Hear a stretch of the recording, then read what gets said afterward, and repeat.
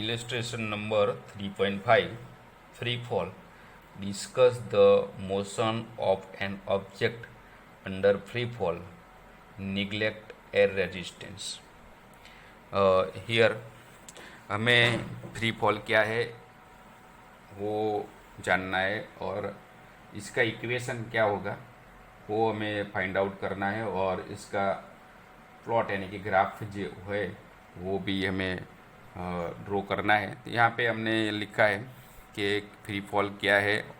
तो पहले हमने लिखा है an object release near the surface of the earth is accelerated under the influence of the force of gravity.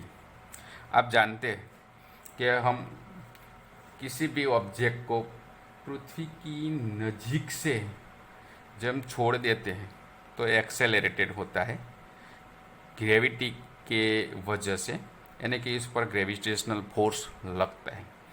The magnitude of acceleration due to gravity is represented by g. Free fall क्या है तो वो हमें जो जानना है। तो और if air resistance is neglected the object is said to be in free fall, यानी कि हम जो हवा है एयर है उसका रेजिस्टेंस हम निगलेक्ट करते हैं तो कोई ऑब्जेक्ट नीचे पड़ता है अभी पृथ्वी की सरफेस की तरफ तो वो फ्री फॉल करता है, ऐसे हम कहते हैं। G is constant and its value is 9.8 metre per second. We assume that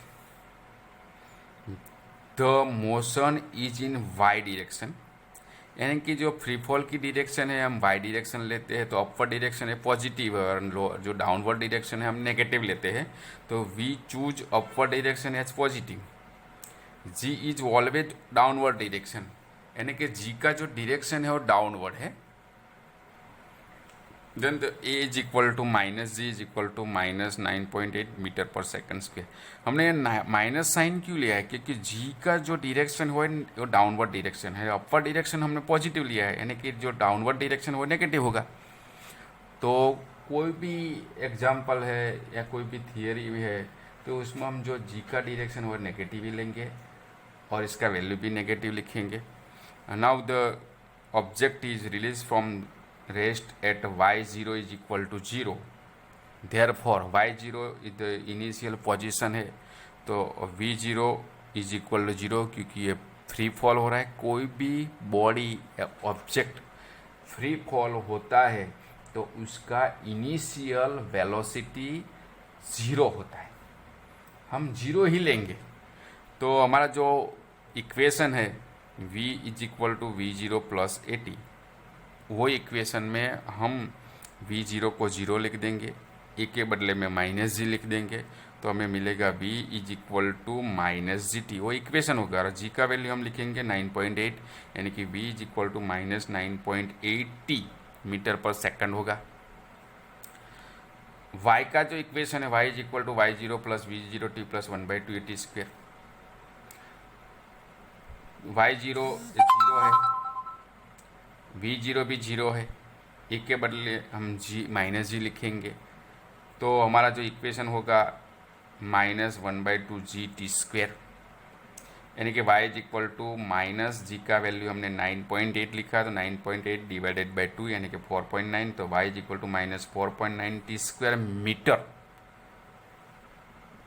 last equation v square minus v0 square is equal to 2ay minus y0, y0 का वैल्यू 0 है, v0 भी 0 लिखेंगे तो यहाँ पे मिलेगा v square minus 0 square is equal to 2 minus ji Y minus 0, यानी कि v square is equal to minus 2 ji Y minus 2 जी का वैल्यू हमने लिखा 9.8 वाई, तो हमारा जो इक्वेशन होगा v square is equal to minus 19.6 y meter square per second square. Now the variation of acceleration, velocity and distance with time have been plotted in figure here। हमने यहाँ पे figure draw किया है। तो पहले acceleration और time का जो ग्राफ है वही हमने प्लॉट किया है।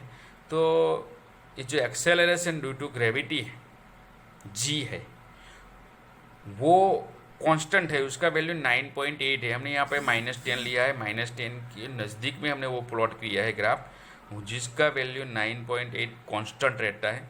तो हम टी की जो एक्सिस है इसके पैरेलल वो लाइन दौड़ते हैं। v वर्सेस t है, यानी कि v का जो वैल्यू है वो कॉन्स्टेंटली इंक्रीज होता है विद टाइम। तो हमें v वर्सेस t का जो ग्राफ है वो मिलेगा, ऐसे वो लाइन मिलेगी। और जो x वर्सेस t है वो x का जो वैल्यू है ये हमेशा बढ़ता ही रहेगा। तो हम इसका जो ग्राफ प्लॉट करेंगे तो हमें ऐसा मिलेगा। तो वो फ्री फॉल का 3 इक्वेशन हुआ और 3 उसका जो ग्राफ हुआ।